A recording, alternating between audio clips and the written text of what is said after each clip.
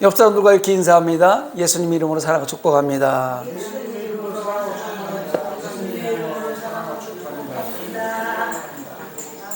저도 여러분들을 예수님 이름으로 사랑하고 축복합니다. 동영상으로 예배드리는 성상가족 여러분, 여러분들에게도 예수님 이름으로 사랑하고 축복합니다. 한번 따라합니다. 우리가 알거니와 하나님을 사랑하는 자, 곧 그의 뜻대로 부르심을 입은 자들에게는 모든 것이 합력하여 선을 이루느니라. 로마서 8장 28절 말씀. 할렐루야. 올 한해 성산교회 합력하여 선을 이루는 귀한 교회가 되기를 간절히 소망합니다. 살아나온 환경도 다르고 자라나온 과정도 다르고 성격도 다르고 모든 것이 다른 사람들이 합력해서 선을 이룬다는 것은 쉽지 않습니다. 그렇기 때문에 성경에서는 늘 하나님께서 많은 사람들이 모인 공동체에서는 합력해서 선을 이루라고 자꾸 말씀을 하시는 거예요. 쉽지 않으니까. 여러분들 나하고 틀리고 나하고 다른 점 이런 것들을 잘 이해하셔서 합력해서 선을 이루는 이 하나의 대를 간절히 소망합니다. 여러분, 나를 통해서 누군가가 기뻐하는 삶을 살면 나도 기쁘고 행복하지 않겠습니까? 그렇다면 나는 누군가를 기쁘게 하면서 살고 있습니까? 사람이 이 인간의 능력으로 모든 사람들을 기쁘게 하면서 살기란 쉽지 않습니다. 어렵습니다. 왜냐하면 많은 사람들이 모인 곳에는 그날 환경에 따라서 그날 기분에 따라서 생각하고 있는 것, 지향하고 있는 것들이 다르기 때문에 내가 아무리 그 사람들을 기쁘게 해주려고 내 계획을 갖고 나가서 해도 그 사람들하고 다르면 기쁘지 않은 거예요. 그래서 사람을 기쁘게 하고 만족시키는 것이 어렵다는 거예요. 그렇기 때문에 많은 사람을 다 기쁘게 하려고 노력할 것이 아니라 누구를 기쁘게 할 것인가, 이건 중요한 겁니다. 위대한 정치가는 국민을 기쁘게 합니다. 국민에 의한 국민을 위한 정치. 다 한 번씩 들어보셨죠? The politics of the people, by the people, for the people. 링컨 대통령이 열렬한 환영을 받을 수 있었던 이유가 대통령으로서 정치를 할 때 국민에게 모든 것을 맡기고 국민의 뜻을 반영해서 국민의 의중에 의해서 나라를 이끌어가겠다고 이 연설을 했을 때 많은 사람들이 기뻐했고 환영을 받았어요. 국민들이 기뻐했단 말입니다. 부모를 기쁘게 하는 사람을 뭐라고 그래요? 효자라고 부릅니다. 효자. 스승을 기쁘게 하는 사람을 참된 제자다, 이렇게 부릅니다. 그렇다면 하나님의 백성으로서 하나님을 기쁘시게 하는 사람, 하나님을 기뻐하면서 하나님을 기쁘시게 하는 사람, 그런 사람이 바른 그리스도임에 분명합니다. 성경의 히브리서 11장 6절 히브리 기자는 이렇게 얘기합니다. 믿음이 없이는 하나님을 기쁘시게 하지 못하나니 하나님께 나아가는 자는 반드시 그가 계신 것과 또한 그가 자기를 찾는 자들에게 상 주시는 이심을 믿어야 할지니라. 믿음이 없이는 하나님을 기쁘시게 할 수 없대요. 여러분, 와서 기도하고 말씀 들으면서 그래, 그렇게 되기를 원한다 믿을 때 그대로 될 것을 믿고 간구해야 하나님 기뻐하신 말미암아 응답받는다는 거예요. 창조주이신 그분을 구세주로, 주인으로, 사랑스러운 나의 아버지로, 그리고 좋으신 하나님으로 믿고 섬기는 사람만이 하나님을 기쁘시게 할 수 있습니다. 참된 그리스도인에 대한 평가의 기준이 바로 이거예요. 믿음으로 말미암아 하나님을 기쁘시게 하며 살아가야 된다는 것입니다. 여러분 하루하루 순간순간의 삶을 살아가면서 나는 하나님을 기쁘시게 하는 삶을 살아가고 있는가 점검해 보아야 되는 것입니다. 사랑하는 사람의 얼굴에는 광채가 난다고 그래요. 빛이 난다고 그래요. 여러분의 얼굴도 하나님에 대한 사랑의 빛으로 빛나고 있습니까? 고린도후서 5장 9절, 그런즉 우리는 몸으로 있든지 떠나든지 주를 기쁘시게 하는 자가 되기를 힘쓰노라. 사도 바울은요, 고린도 교인들을 향해서 사나 죽으나 하나님을 기쁘시게 하는 사람이 되려면 흔들리지 말고 요동치 말고 굳세 믿음을 가지라고 요구하는 거예요. 그래서 저는 오늘 본문 고린도전서 15장 58절을 본문으로 해서 사순절 첫 주일 예배의 제목을 흔들림 없이 더욱 굳세게 라는 제목으로 은혜의 말씀을 잠깐 나누려고 하는 겁니다. 사도 바울은 고린도 교회 성도들을 향해서 견실하며 흔들리지 말며 항상 주님의 일에 더욱 힘쓰는 자들이 되라 당부하고 있는 거예요. 왜냐하면 사실 이 고린도라는 도시는요, 항구 도시예요. 항구 도시. 지금도 마찬가지만 항구 도시는요, 각국의 선박과 선원들이 일시체류하는 거, 잠깐 들렸다가 며칠 쉬고 또 떠나고 이러는 도시가 항구 도시예요.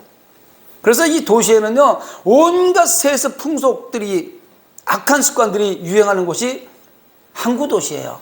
각 나라 사람들이 지나가면서 자기들이 믿고 있는 신, 자기들이 원하고 있는 쾌락, 즐김, 이런 것들을 순간적으로 지나가면서 하는 곳이 항구 도시이기 때문에 악한 도시예요. 악한 도시. 그래서 고린도 교인들 중에서 이런 영향을 받아 절반은 하나님께, 절반은 세상 풍습에 양다리를 거치고 신앙생활하는 자들이 있었기 때문에 사도 바울이 고린도 교인들을 향해서 이야기하는 거예요. 이런 배경에서 바울은 고린도 교인들을 향해서 항상 견실하며 흔들리지 말라고 당부해요. 말씀에서 흔들리지 말라는 거예요. 기준이, 표준이 생명의 말씀이니까, 길이요 진리요 생명되신 하나님 말씀, 예수 그리스도가 표준이니까 거기서 흔들리지 말라, 좌우로 치우치지 말라고 당부하는 겁니다. 이런 사도 바울의 권면은 온갖 죄악의 악한 제도로 일상화되고 있는, 죄가 죄인 줄도 모르고 공공연하게 자행되고 있는 현대사회를 살아가고 있는 저와 여러분들에게도 당부하는 말씀일 수 있습니다. 들어야 돼요. 사도 바울의 그 음성이 지금 우리에게도 들려야 돼요. 그렇다면 천국 소망을 가진 성도들이 흔들림 없이 믿음 가운데 더욱 굳건하게 서기 위해서 해야 할 일은 무엇일까?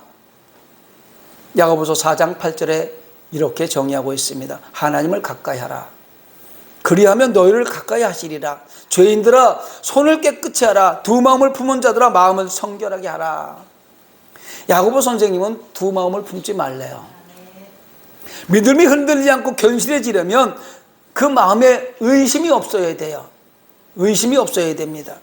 마음에 혹시나 하는 의심이 단 1%만 존재해도 마귀는 그 1%를 통해서 파고들어서 믿음을 흔들어서 무너지게 하는 경우가 허다하다는 거예요. 자, 오늘 여기서 성경 말씀을 들으면서 그래, 말씀대로 살아야지, 그 말씀이 100% 맞아. 그런데 집에 가다 보니까 진짜 그렇게 될까? 하는 의심이 1% 정도 들어왔단 말이에요. 그러면요, 마귀는요, 그 1% 뚝 들어오는 거야. 안 돼. 뭐, 그런 거 네가 지금까지 살아오면서 경험해 봤잖아. 되느냐? 안 되지? 이러면서 그 1%를 파고드는 거예요. 그래서 무너뜨리는 거예요. 성경에 출애굽한 이스라엘 백성들을 보면 알 수 있어요. 우리가 지금 오후에 출애굽기 공부를 하잖아요. 그 백성들 한번 보면 알 수 있어요. 출애굽한 백성들은요, 하나님의 전적 은혜로 말미암아 10가지 재앙을 통해서 그 애굽의 종살이에서 출애굽해가지고 바로의 군대들이 쫓아오고 앞에는 홍해바다가 있을 때 모세가 지팡이를 내밀어 홍해바다가 갈라지고 마른 땅으로 건너는 역사를 체험했음에도 불구하고, 광야 가운데 물이 없어 목말라 죽을 때 하나님께서 쓴물을 단물이 되게 변하게 만드는 그 경험을 했음에도 불구하고, 밤에는 불기둥, 낮에는 구름기둥으로 인도하심에도 불구하고, 먹을 것이 없어 주름일 때 만나와 메추라기도 먹여줬음에도 불구하고, 이스라엘 백성들이 작은 문제 앞에서 또 의심하면서 흔들렸을 때 결국 이들은요, 하나님의 믿음에 대한 그 믿음을 저버림을 하면서 출애굽 1세대들이 다 광야에서 죽고 약속의 땅 가나안에 들어가지 못했습니다. 수많은 사람들이 우리 대한민국에 지금 천만 성도들이 예수를 믿고 구원받았다고 교회에 나가서 예배를 드리고 있지만, 의심하는 사람이 있다면 그 사람은 결국은 광야에서 죽는 경우가 생기는 거예요. 마찬가지입니다. 하나님의 구원의 약속을 의심하고 두 마음을 품는 자는 믿음을 상실하게 되고 결국 하늘나라와 상관없는 삶을 살아가고 있는, 헛수고하고 있는 삶을 살아가고 있는 것입니다. 여러분, 한 가지 마음만 품어서 오직 예수, 예수님밖에 없습니다. 한번 따라합니다. 오직 예수, 예수님밖에 없습니다. 그 한 가지 마음만 가지고 있으면 돼요. 그 한 가지 마음을 가지고 있을 때 여러 가지로 풍파도 오고 여러 가지 고난도 오고 문제도 생기지만 그 문제 가운데 흔들리지 않고 그 마음만 품고 있으면 두 마음을 품지 않고 그 한 마음 오직 예수의 마음만 품고 있으면요 시온의 대로가 열려지게 됩니다. 행여 여러분의 마음속에 하나님의 능력과 약속을 의심하는 마음이 생길 때가 있습니까? 기도의 자리로 예배의 자리로 나오십시오. 회복됩니다. 예배의 자리에 나와서 기도의 자리에 나와서 회개하고 견실하며 흔들리지 않는 굳건한 믿음을 회복하시기 바랍니다. 두 마음을 품고 의심하는 사람들은 하나님을 향한 마음을 상실하게 된다는 사실을 명심하시기 바랍니다. 심각하게 입을 다물고 있으면 안 돼요. 옆에 사람을 쳐다보면서 두 마음을 품지 맙시다. 두 마음을 품지 맙시다.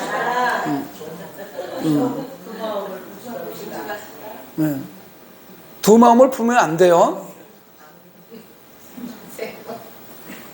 또한 두 마음을 품지 않고 흔들리지 않는 믿음을 지켜나가려면 고난도 각오해야 돼요.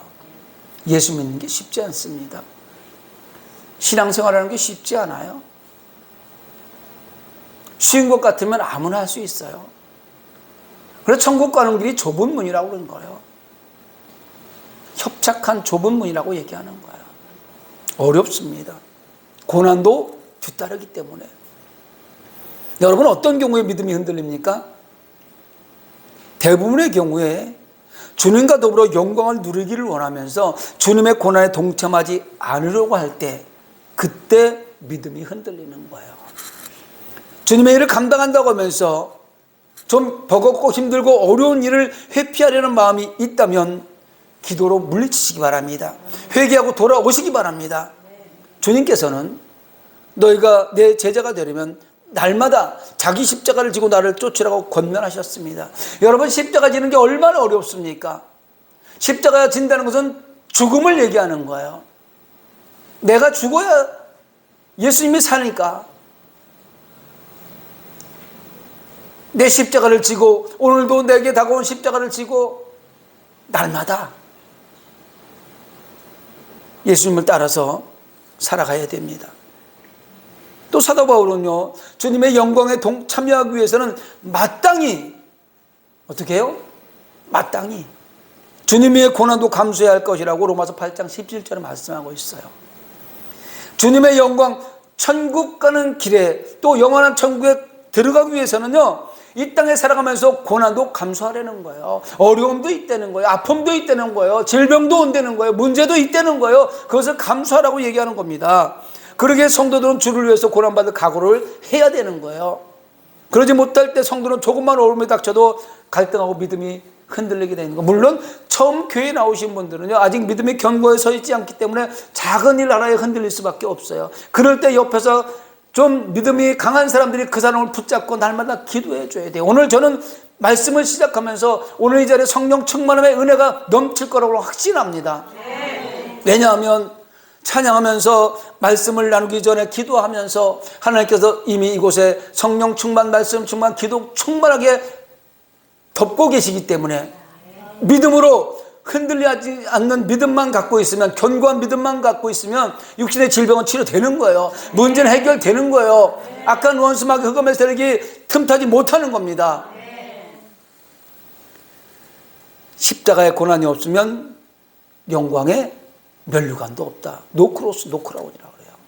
십자가의 고난이 없으면 영광의 면류관도 없다. 날마다 나를 십자가에 못 박는 일, 원망하고 불평하고 싶은 것들을 십자가에 못 박아버리고, 미워하고 시기하고 질투했던 것들도 십자가에 못 박아버리고, 내가 하고 싶었던 세상 것들을 따라가는 모든 것들도 십자가에 못 박아버리고 제어하면서 오직 예수 안에 살아가기가 쉽지 않다는 거예요.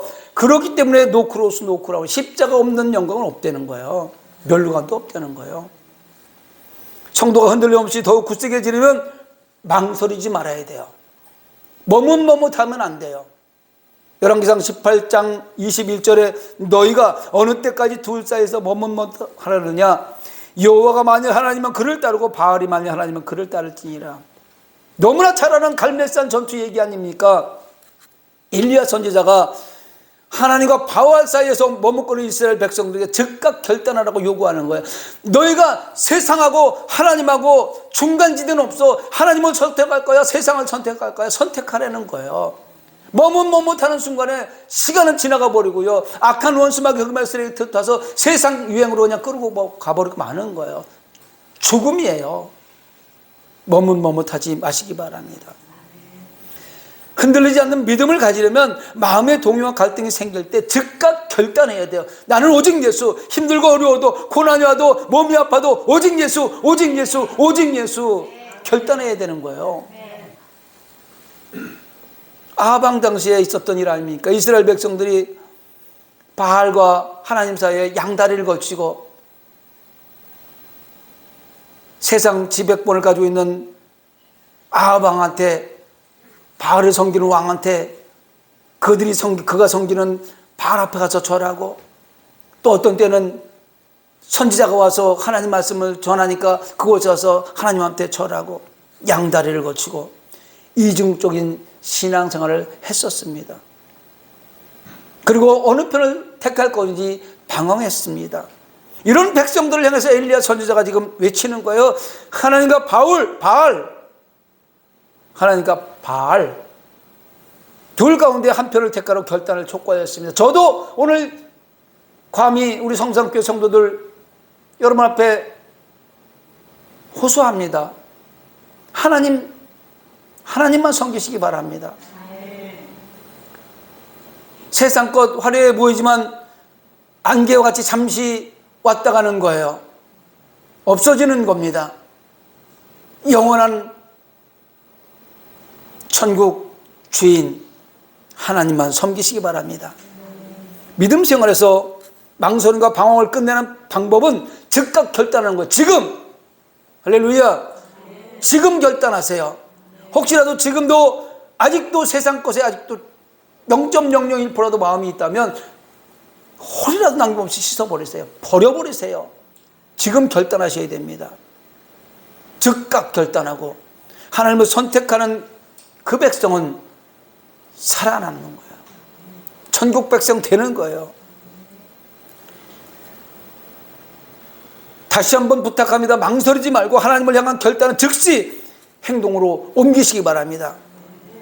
결단해놓고도 그래 나는 하나님만 믿을 거야 결단해놓고도 행동으로 옮기지 못한다면 그 결단하기 이전과 다른 바 뭐 있어요? 옛날 그 생각 그대로 갖고 사는 거예요. 실제로 예수님의 제자들은요 결단력 있고 추종 있는 행동의 사람들이었습니다. 성경을 한번 쭉 읽어보세요. 예수님께서 나와 함께 가자 그랬을 때 부모도 버리고 배도 버리고 자기 일터를 버리고 예수님과 함께 했던 그 제자들 즉각 결단했다는 거예요. 여러분들도요 오늘 이 시간에 주님께서 말씀하셔요. 힘들고 어렵지만 날마다 내게 주어진 십자가를 지고 나를 따르라 말씀했을 때 아멘 그대로 되기를 원합니다. 결단하시고 발걸음을 옮기시기 바랍니다. 바로 이것이 행동하는 신앙이에요. 이렇게 결단하고 즉각 행동으로 실천에 옮길 때 우리의 방황하는 신앙도 끝이 나게 되고 견실해서 흔들리지 않는 믿음을 소유하게 되는 것입니다. 할렐루야. 또 끝으로 성도가 굳세 믿음을 지켜나가려면 요동치 말아야 돼요. 흔들리지 말아야 돼요. 히브리서 13장 9절에 보니까 여러 가지 다른 교훈에 끌리지 말라. 히브리서 기자의 가르침대로 다른 교훈에 귀 기울이고 이끌리는 자는 신앙생활에 실패한다는 거예요. 예수를 믿고 예수 믿는 사람들만 만나는 게 아니잖아요. 예수 믿지 않는 친했던 그 친구도 만날 수 있고 또 우상을 섬기는 그런 아는 지인도 만날 수 있고 여러 사람 만날 수 있어요. 그럴 때 그 사람들이 예수 믿으니까 잘 되더냐? 예수 믿으니까 살만하냐? 예수 믿으니까 돈 좀 되냐? 이런 얘기 하더라고요. 제 친구가 요고리동에서 그 자기 건물 가지고 설비업을 했던 친구가 있어요. 그 친구가 초등학교 동창인데 몸이 아파서 내가 기도해 주면서 예수 믿어야 된다라고 얘기했더니 첫 번째 반격하는 얘기가, 야, 넌 예수 믿으면서 그렇게 돈도 없냐? 이렇게 얘기하는 거야. 목사라면서 그렇게 가난하게 사냐? 옛날에 사업할 땐 그래 떵떵거리고 살더니 왜 목사라면서 그렇게 가난하게 사냐? 그렇게 공격해 오는 거예요. 세상은요 그렇게 공격해 와요.